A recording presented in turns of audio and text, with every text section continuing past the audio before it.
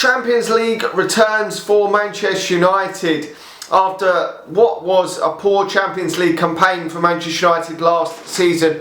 We go into this one with a very different group for Manchester United and an opening game against Young Boys away from home, which is always difficult in the Champions League, winning games away from home, but a winnable game nonetheless for Manchester United, and we should be going into this game in confident mood on the back of two victories, one away at Wolves and one against Newcastle at home. But our away results this season have been mixed. Obviously the win against Wolves and the Southampton 1-1 draw, but the performances were very poor, I thought, in both of them for most parts, large chunks of them games. Certainly the Wolves game, Manchester United were fortunate to get a win, and probably a draw was fair in the Southampton one, but we've got to step it up away from home if we are to be challengers in trophies in terms of the league and the Champions League, because you've got to go away to these tricky ties and win these games of football. We need to get off to a winning start, get this Group 1 nice and early this time around. We won the first three couple of games last season and then fucked it up after that, but this group is a lot better for Manchester United this time around. A much winnable, an easier group in my opinion, and much winnable ties in this group. And Manchester United have got to be getting through. If we can win the first three games, or at least the first two, that'll put Manchester United in a very strong position to qualify for the knockout stage. And I think Manchester United have got to be looking to get this group done with a couple of games to spare so we can rest and rotate. We've got a big enough squad, so if we win the first 4 games or so, then we could put a lot of fringe players out and give them minutes that they need.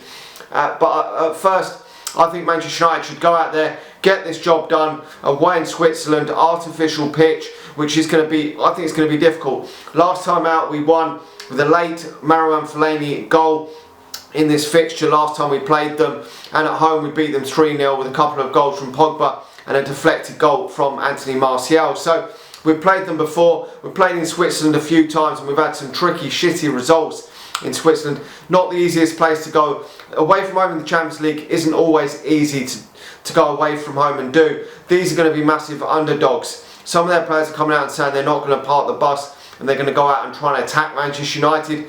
I'm not too sure that's going to happen, because I think if these do come out and try and attack Manchester United, I think the pace of Manchester United, we will catch them on the counter attack. We no longer have our, if teams do come out at Manchester United, we no longer have one of our massive threats on the counter attack, which was Dan James's pace. But obviously he wasn't good enough for Manchester United, we know that. But the likes of, obviously Rashford's not there at the moment, he's very good for Manchester United on the counter attack. But Mason Green's no slouch either. So Manchester United can cause these problems if they come out and attack Manchester United.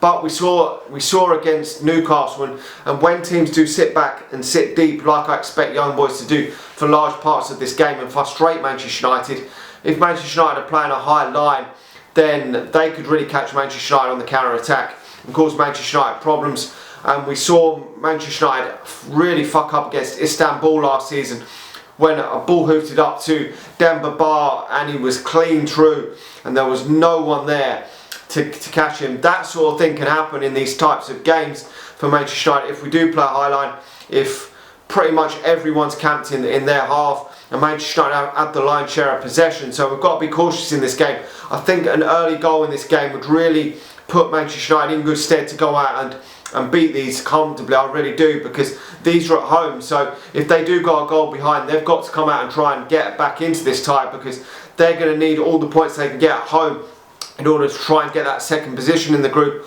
or at best, probably the most best chance for them is to finish third in the group and get into that Europa League like they were in last season. But they're probably still thinking that if Manchester United if they could take points maybe potentially in this game, then if Manchester United could take points on Villarreal and Atalanta, that they could still finish second in this group. So they would want to try and get back into this game if they do go behind, and it would leave space hopefully for Manchester United to exploit into areas which I didn't think that, obviously the likes of Jadon Sancho and obviously Mason Greenwood would love to run into space as well, and they probably didn't have enough space in that game against Newcastle. It did open up a bit in the second half, and you're trying to force errors, which we did force errors in that game from the goalkeeper. I think the goalkeeper could have done better maybe on both them goals that Ronaldo scored, and you're looking for forcing errors in these types of games in order to sometimes break these teams down. It's not easy breaking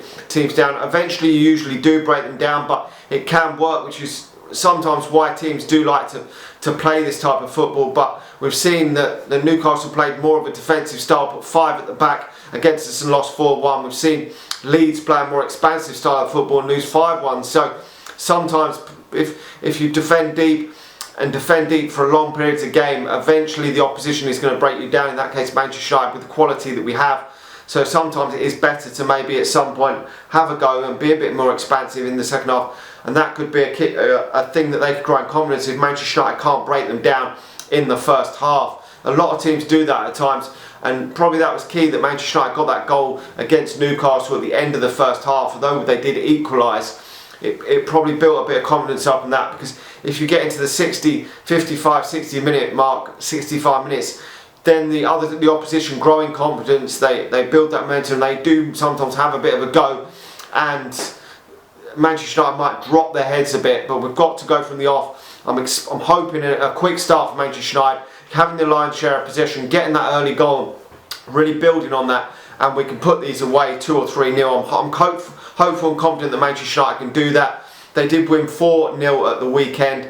I think they're about 4th in the league, but I think they romped the league, I think, apparently last season, from what I've seen. So they're no pushovers. We know what these Swiss teams can do, but I would expect Manchester United to go out there and get the job done. Now, what sort of team do I expect Ole Gunnar Solskjaer to rotate this team too much for this match on Tuesday? I'm not expecting too many changes. De Gea will be in goal. He will probably go for Wan-Bissaka, obviously Maguire, Varane and Luke Shaw as the back 4 again. But I personally think, nothing against Wan-Bissaka. I'm a massive fan of Wan-Bissaka, as people do know. I think he's the dog's fucking bollocks at defensively. But I think in this game, Manchester United are probably going to have a good line share of the ball. I think Manchester United are going to be fairly dominant in this game. We've got a superior team on paper, two young boys, so I would expect Manchester United to be dominating, and I think the attacking of Diogo Dalot could cause these problems. And I was one that actually thought that we should keep Diogo Dalot this summer rather than go and buy Kieran Trippier. I thought that was an area where Manchester United didn't really need to strengthen there with these 2 options, and I think that it wouldn't be a bad problem to pick Diogo Dalot for this game and leave Wan-Bissaka out till the weekend against West Ham. Just give him a little breather. Diogo Dalot has played for Portugal in the Euros. I think he's a decent attacking fullback. I don't see he's a terrible player. I really don't, and I think he could do a job there in this particular game. Now, midfield, he may choose to switch it up a bit. I think he might bring Fred back into midfield alongside Paul Pogba, but I wouldn't expect massive wholesale changes, to be honest. Bruno Fernandes will be in the more attacking position. Ronaldo's going to play in that centre forward position. I'm pretty sure of that. I can't see. He did hint that at a time he's going to rest and rotate the squad and maybe give Ronaldo and Mason Greenwood some minutes off, but Ronaldo's not going to come out for this game. I think he's going to play this game, then play the weekend game against West Ham, and probably take maybe be on the substitutes bench or rested for the League Cup game against West Ham in that midweek. But I think first game of the group stage of the Champions League, Ronaldo's playing this. We can rest and rotate players like Ronaldo, Greenwoods, your Sanchos, the Pogbas, your Bruno Fernandes. You can rest and rotate these players when the group is done and dusted. You don't want to be fanning around, fucking it up, losing this game, drawing this game, and then having to do catch up later down the line and still putting out a full strength team later on. And potentially in this game, if we're drawing or losing come the second half, having to bring players off the bench to try and salvage the result and get the job done. But the most important thing is getting the victory. So I expect Cristiano Ronaldo to be up front. He may well choose to go with Greenwood and Sancho again, but I wouldn't be surprised if he doesn't put Lingard up in one of them attacking wide positions as well. Lingard has been in sensational form from the back end of last season and has taken it over to England, and then got himself a decent goal at the weekend against Newcastle. Definitely good enough to be in the squad for Manchester United, Jesse Lingard. Probably for me ahead of Anthony Martial, but if Manchester United could have sold him in the summer 20-25 million, I wouldn't have been too disheartened, because we've got a number of squad players and players that are going to come into the team. But I think he could be a useful squad player for Manchester United if he's performing how he has been performing lately. When he comes in and playing a bit part role, he knows he's going to play a bit part role this season, but I don't think he probably minds too much.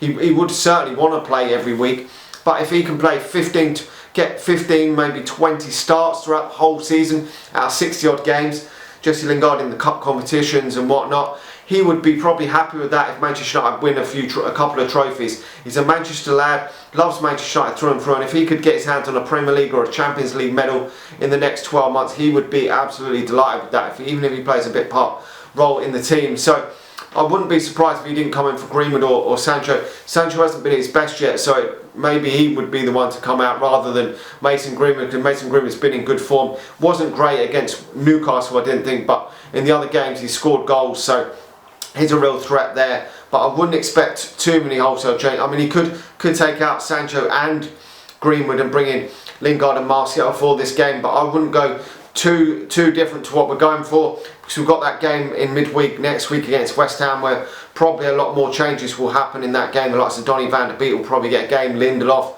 probably Dean Henderson, so there probably will be a lot of rotation in that one, and I would keep the squad pretty well full strength in this game for this match anyway. But I think Manchester United will get over the line in this game. I'm going to go for Manchester United winning this game comfortably, to be honest. I think overall, if Manchester United can get an early goal or two, I think Manchester United will probably swap these aside. I'm going for Manchester United winning this 3-0. I think the form of Ronaldo at this moment in time, the last 2 games we've seen him play, 4 goals in his last 2 games for club and country. I think with that form, I think Ronaldo usually does the business in these types of games, and I wouldn't be shocked if he didn't get himself a couple of goals in this game, and I'm going to go for Greenwood getting the other goal for Manchester United. Let me know your thoughts in the comment section below. How you think Manchester United will go about breaking this rear guard of this team down, which I think they're going to be very sturdy and tough to break down in the opening periods, but I think overall Manchester United will break them down. How do you think we should go about it? Do you think we should try out some different personnel? Let me know your thoughts in the comment section below. Smash the like button if you're new around here. Hit that subscribe button, and if you're watching it on Facebook, please do hit the share button, and I'll talk to you all again soon. See ya.